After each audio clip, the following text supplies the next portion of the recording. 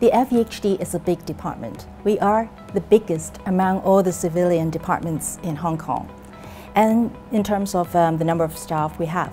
And that is commensurate with the wide range of responsibilities that we have to carry out. Our responsibilities are all closely related to people's livelihood, and there are two main aspects to that. The first one is about food safety, the second one is about environmental hygiene. On the food safety side, we assess the risks of different types of food, and then we set standards having regard to the local food consumption patterns. We also make sure that the standards that we set are complied with, and therefore we would check and test food samples, both at the import and retail levels, to make sure that they are really safe to eat. On the environmental hygiene side, we really have a wide range of responsibilities. We are the licensing authority, issuing licenses to the food businesses, places of public entertainment, private swimming pools. We also manage nearly 100 public markets. We regulate hawking activities. We also clear rubbish, collect rubbish. We clean the streets. We control mosquitoes and rodents activities. We also manage nearly 800 public toilets. And we also oversee the operation of 2 slaughterhouses. We build and manage public cemeteries, columbaria, crematoria, and regulate private ones. And we also get complaints about water dripping from air conditioners, seeping through the ceiling, in which cases we will have to send our staff to find out who caused those nuisances and then get those persons to rectify them. So we really have a full plate. Rodents and shopfront extensions are big problems. They are difficult ones because they've got a lot to do with people's habits. And when it comes to habits, it's hard to change. Take rodent, for example. Now, we all know that we shouldn't be dumping waste around because that feeds rodents. But the fact is that we do see people doing that all the time. And then we would have to think about new strategy because obviously we cannot just rely on giving advice and public education to change such behavior. So we came to have this idea of maybe we can raise the penalty for littering to have the deterrent effect, and at the same time, maybe we can also introduce some measures to facilitate compliance. And that's why we have introduced a new trial scheme where we will put big rubbish bins with lids in the back streets, so that when the restaurants in the evenings, when they take their bags of rubbish out, they can have a place to temporarily store their rubbish safely with the lids on, while waiting for the workers that they have hired to pick them up and bring them to our refuse collection points. And at the same time, we are keeping our refuse collection points open till late to receive those bagged refuse, and that works. We are also reviewing the strategy that we adopt for combating rodent problems, shifting the focus to nighttime activities. That is when the rodents are most active. And that is also when our laying of traps and baits will be less disruptive to human activities. The result is very impressive.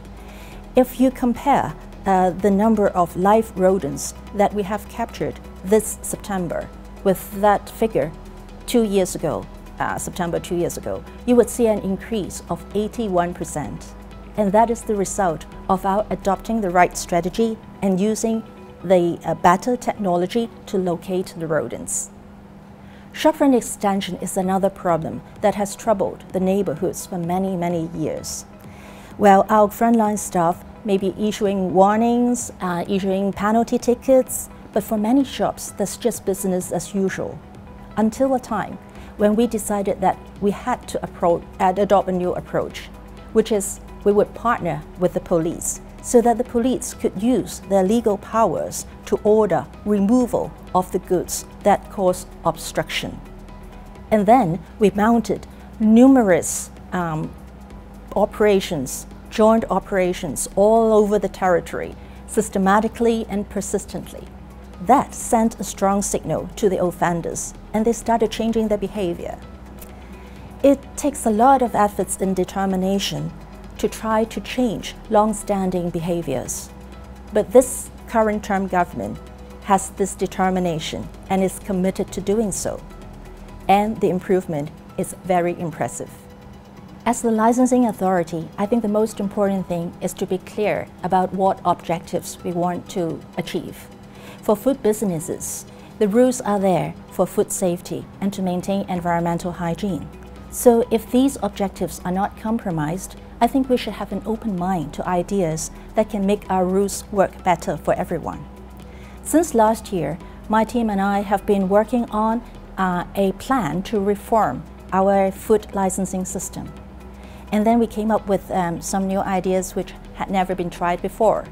For instance, we have changed the approach that we license light refreshment restaurants so that the applicants do not have to follow strictly the menu that we set for those restaurants. Like they have to be very specific about the specific type food items that they can sell. So instead, we are asking them to make sure that the cooking method will not produce excessive fumes or cause environmental nuisance. That gives the trade a lot more flexibility and also benefits the consumers. This year, we're thinking about another new idea, which is also simplifying our licensing system. And this time, we are talking about restricted food items. Right now, the system requires that if a shop sells more than one kind of these restricted food items, they will have to apply each time for one item each time and then pay a fee each time. Our idea is to introduce a composite permit so that for a shop that sells multiple items, they only have to apply once and pay fee once. So these are the improvements that we have announced in the policy address.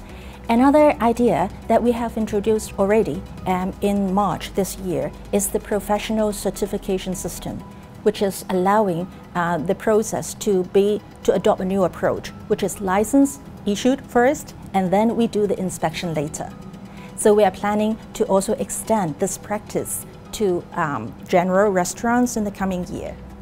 The catering trade is very happy about these changes that we have introduced because they give them the flexibility and the convenience that they desire. On my part, I'm also very happy because while we are making our licensing regime more effective, we are also being more trade facilitating. We are keenly aware that our services have a direct impact on people's livelihood and that it is incumbent upon us to always seek room for improvement.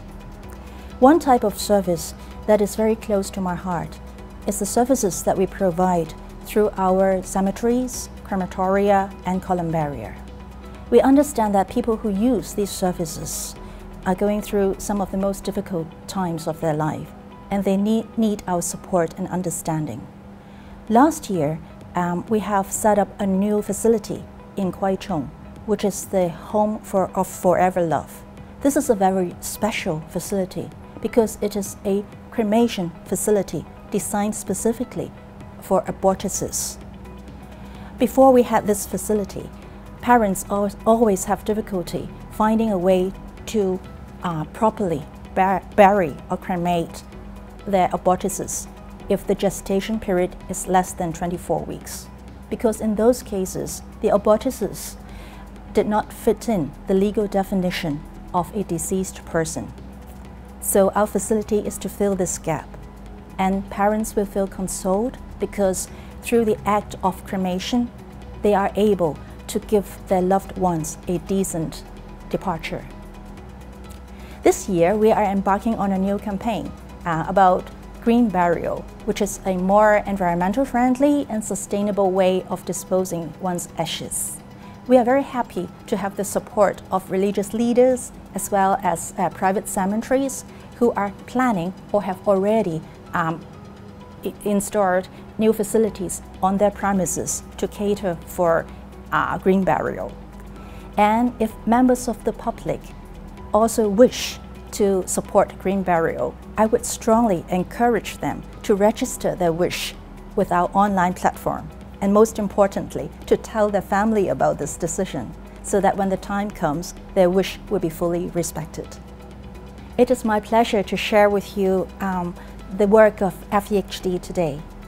I know some people might think the work of FEHD is mundane, is trivial, but in my view, when it comes to livelihood matters, nothing really is trivial.